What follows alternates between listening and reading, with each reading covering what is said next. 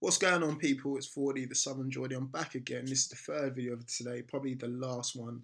Um, a lot to talk about, so I had to split them up into three videos. Now, this one is going to be solely on transfer rumours. We've got a lot of going in and out of the club. Let's start with going out of the club. So we all know Wijnaldum is probably on his way to Liverpool. There's different options on how the money is going to be paid. Now, we're holding out for 25 to 27 million. I don't know if Liverpool are willing to pay that. Again, they've already received 15 million for Jordan Ibe, so I don't see the reason why they would stall on that. I'm sure they've got 10 million plus to pay for his services, but at all times, clubs are looking to save costs. But I don't know why, to be honest with you, because they've got a lot of money coming in from the Premier League with obviously the new TV rights and stuff like that. And again, there's money going around basically. They've already spent a bit of money, obviously bringing in defenders and all the rest of it now. So they might have blown half of their budget, but at the same time, that's not our business. We want what we're owed. We want 25 million plus, so we're going to get 25 million plus. Now, the other options are players in exchange. Now, the players that have been banded around first were Ings. I think that was more of a kind of rumour mill, sort of made up, fabricated story. I don't think it's going to happen, if I'm honest, although Sturridge and Origi is going to be ahead of him. So I don't see him starting ahead of those two. So it might happen. I doubt it very, very, very much. But at the same time, the Daily Mail, have come out with two other Liverpool players going by the names of John Flanagan and Lucas, so Lucas Leiva, or however you were saying his name, who have been offered in exchange for Wijnaldum's services. I don't know if it's both of them, if it's one of them, or whatnot.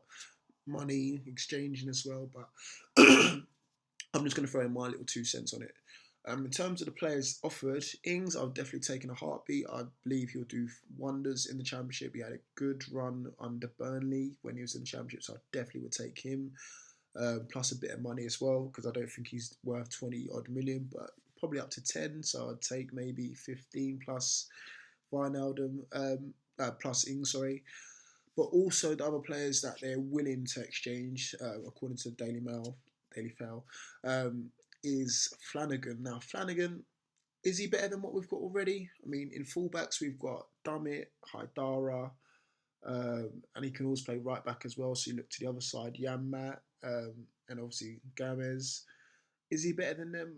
Not necessarily, I wouldn't say so, but I think Rafa is trying to stick to British, which kind of fits in our criteria. He's still young, he's under the age of 30. So, again, I could see it happening possibly, but I wouldn't be best pleased with it if we did get him in. I think it'd be a bit of a waste. I'd rather take the whole 25 um, and obviously spend it on who we want to spend it on. Also, the other one is Lucas. Now, I've been told that Rafa's a big fan of Lucas. I don't know why. He's all right. People try to drop some facts and figures to me on Twitter about how good his passing percentage is and all the rest of it. From what I've seen of him, I'm not impressed. I'd rather keep Tiote. But again, it's one of those things. If it happens, it happens. But again, it's another defensive midfielder. We probably do need another one, especially if Tiote goes. I'm not convinced with Save playing there. We've got Tiote, Colback, and obviously Hayden there at the moment. We could do with another one, especially another experienced one. But would Lucas drop down to Championship? Sorry, I don't think it's going to happen, but who knows? But I just thought I'd chuck that in there anyway. But if someone's going to be offered, it definitely would have to be Ings for me. If not, I want the whole cash and up front as well. None of this kind of bit part where we can spend it over the course of the season. We need to get our transfers in early and get them bedded into the team as soon as possible. Definitely on that one. The next rumours are Grant Hanley. Nothing on that one. Apparently, we're supposed to sign by Wednesday, or apparently, we're supposed to sign defender by Wednesday, should I say.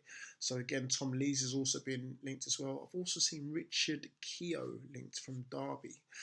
Not a fan on that one. Although it'd be for like 3 or 4 million, I'm not a fan of that one. I think it's a bit too slow. Good for the Championship, but with our transfers, we need to think about Championship and beyond. We're only looking to spend a year maximum, really, in the Championship. So, not for me, not that one. If we're going to sign a centre back, it would be for me Stephen Corker, then Lewis Dunk, then Grant Hanley, but definitely not Richard Keogh. So say no more for that one.